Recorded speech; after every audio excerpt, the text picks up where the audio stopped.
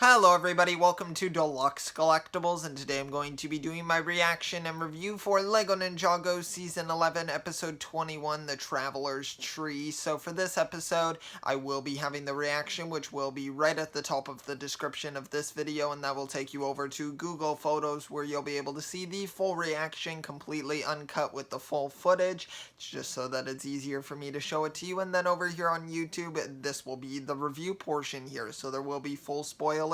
So if you haven't seen the episode yet, I would advise to click off the video unless you want to be spoiled, or go watch the reaction, and then you'll be able to see the full episode and my reaction with it. But let's get straight into the review here. So this episode was a little bit more lackluster than some of the other ones. I feel like this one was a bit more of a character piece for Cole, just kind of with his insecurities about feeling guilty about losing the Traveler's Tea. So I did like that. I think that it is kind of necessary to have an episode like this, but it also is a little bit fillery, unless the Traveler's Tree that he's searching for in the episode, which I assume he'll find in the next episode, winds up being something really useful. But if it winds up not being anything, then it is a little bit fillery, but still pretty decent. I did like seeing more about Cole here, and I like seeing him interact with that one kid who kept calling him Mr. Ninja, and just kind of their similar situation that they're in. Of course, as soon as he went over to the kid, I was like, I bet you the kid's suffering from a similar situation as Cole,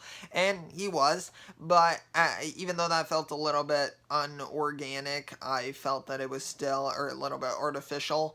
But I think that that was still okay to kind of push Cole in this direction of kind of looking at a brighter sort of, I don't know, perspective of it. And then the kid tells him about the Traveler's Tree, and then Cole goes and searches for that for the rest of the episode. And he winds up stumbling across two of the villagers, and then he saves them because they are falling off a cliff, which just not what you want to do on a mountain. So he basically saves them.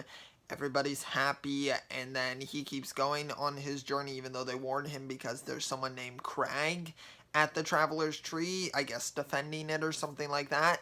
So basically they go back to the village, those two villagers, and they find the ninja, and they're like, hey, like, your friend, he's going up against Crag, basically. So now they all sort of know, and hopefully they'll be able to help Cole, or he'll take him on his own. I'm not sure how that's going to go. But yeah, it's pretty interesting. We didn't get to see Crag in this episode, so I'm not sure what or who he is. Maybe some sort of snow creature, abominable snowman, something like that, I would assume. Since it's a snowy area, it would make sense. But yeah, it was fine. It was an okay episode. It was nothing absolutely amazing, but I think it was okay. I would give it probably a 3.5 out of 5.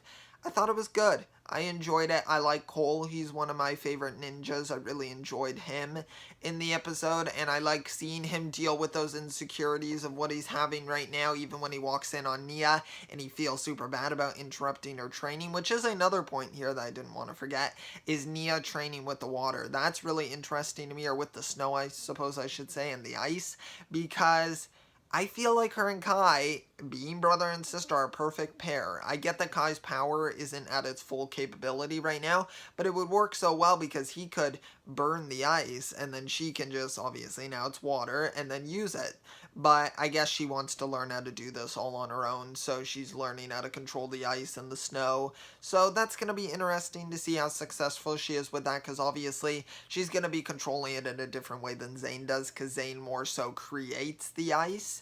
So that'll kind of be cool if they have a dynamic where they are working together and Zane can use the ice and then Nia can control it. So I'll be interested to see how that pans out in the storyline. But yeah, overall, fine episode, a little bit of a filler feeling episode, but let me know your thoughts. I want to hear what you thought about the episode, and let me know what you thought of the review and reaction here on YouTube. If you did enjoy, be sure to leave a like and also subscribe to the channel for future reactions on LEGO Ninjago and my other content as well.